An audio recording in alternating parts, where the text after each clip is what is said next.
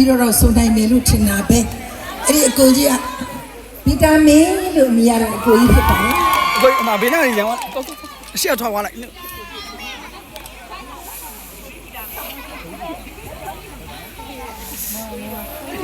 မာယခဏ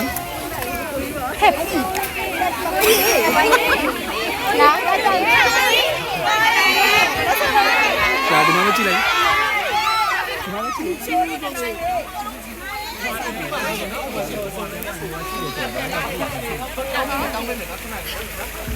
အားလုံးမင်္ဂလာပါ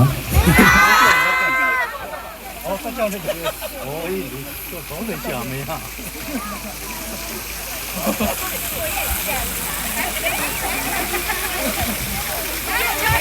အရန်တို့ချစ်စရာကောင်းတယ်နော်အရန်တဘောကောင်းတဲ့ကလေးလေးအခုတက်လာတဲ့ကလေးလေးမှာလို့ဆိုသူ့ကိုချစ်ဆုံးတယ်ဒီမှာချစ်စရာကောင်းတဲ့အချစ်လေးတွေရိုသေလေးစားတဲ့အချစ်လေးတွေအရန်ရှိတယ်အားကြောင့်မလို့သူမျက်နှာလေးကိုကြည့်နေစွတ်တဲ့တူလားတူပါရဲ့ပါလေးလို့ပြောလို့မရအောင်မြည်လေးလို့ပြောရကြဘူး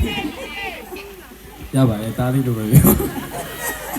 โอเคဒါလေးဆိုချွေးပါရအများကြီးဝိုင်းနေပါလို့ဆို